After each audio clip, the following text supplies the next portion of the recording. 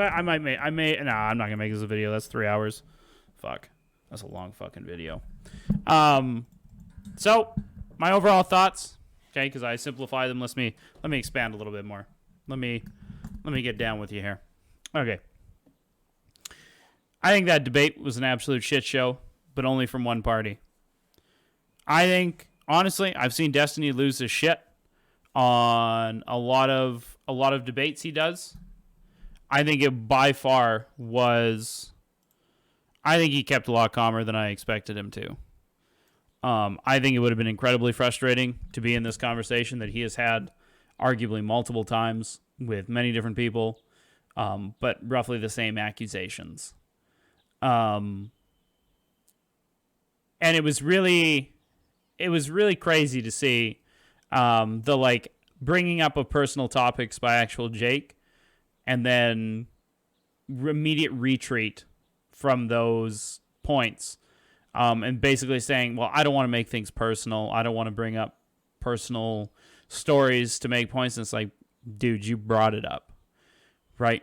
And then bringing up really vague kind of, well, this is what I think toxicity is, right? When people go out and are extra mean to people or are harassing people, or, you know, gave a bunch of examples that all communities engage in, especially some of the larger figures, right? That wouldn't apply to everybody, because I can almost guarantee you, because I have had it where, oh, that was the story. It didn't really come up. Okay, let's talk, because I'm actually surprised it didn't come up. The QTing of smaller accounts. It kind of came up, but not directly. I think if you really wanted to make an argument for harassment, it would be massive platforms like Destiny's, Jake's girlfriend's, QTing vastly smaller accounts than their own. And I actually had this argument a while back with Phoenix, actual Jake's girlfriend, when she QT'd me over something, a milquetoast take, in the attempts that it would take off like it did last time. For the first time I interacted with them, right? But when I turned around and tried to get Destiny's attention, being like, hey, here's an example of lefties engaging in things that they call you out for, all of a sudden it became a big deal. Well, the issue was the sizes of our communities were exactly proportional. Her account was 40 times smaller than Destiny's, and my account was 40 times smaller than hers. So I had a big, long argument why it was okay that somebody like her engage in it, but not somebody like Destiny. I didn't get a whole lot of good answers. Because the fact remains that these content creators all engage in very toxic aspects on these online, whether they'd like to admit it or not.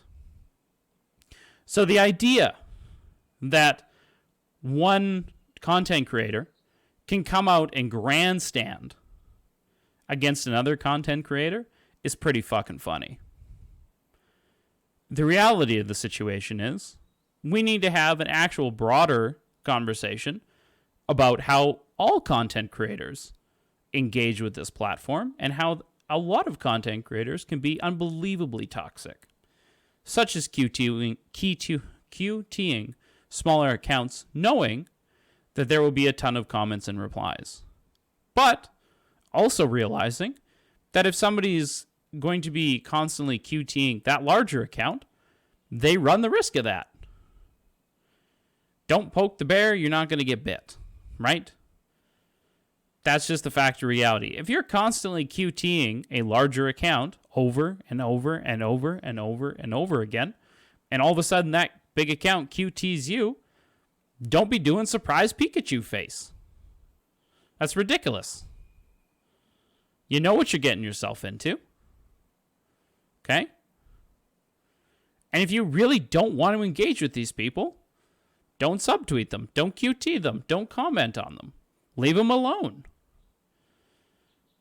But every time you poke the bear, you're running the risk of like shit happening.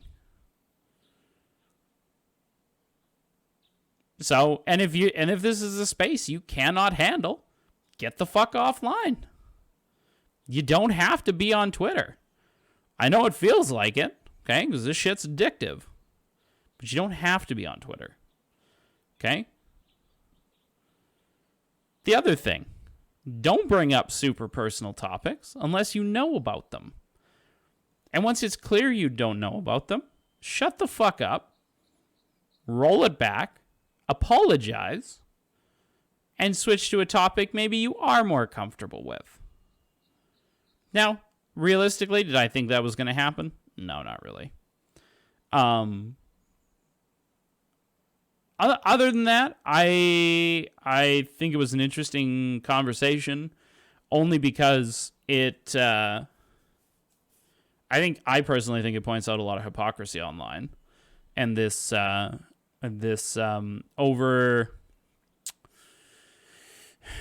over unearned fucking virtueness that some people tend to have online, and that shit needs to die in our social norms.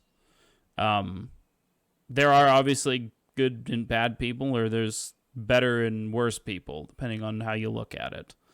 The idea that you are some absolute bastion of sainthood is ridiculous. I definitely don't think of myself like that. I know I engage sometimes in super toxic behavior online. Why? Sometimes it's fun. Sometimes somebody's being an idiot, and they clap and you clap back. Is it always the best thing to do? No. Can I recognize that it's probably bad and I should limit the amount that I do it? Yeah, probably. Do I realize the Duber's going to do it all the time? Fuck yeah. Unfortunately. Crazy Duber. He's the worst. But I think honestly, at the end of the day, that's my review of this Destiny actual Jake debate. Now this part I might turn into a YouTube video. So I think this little short little blurb, little 10-second, because there's no way that any other human being should be subject to listening to that fucking debate again for 3 hours. It's a good thing that I'm just going to play video games and probably watch this shit anyways, because good lord. If any of you watch this twice with me, you are fucking champs. But yeah, this is definitely, I would not just cut and paste this into a YouTube video unless I was going to cut out massive segments of it, because good lord. Ye be warned. All right.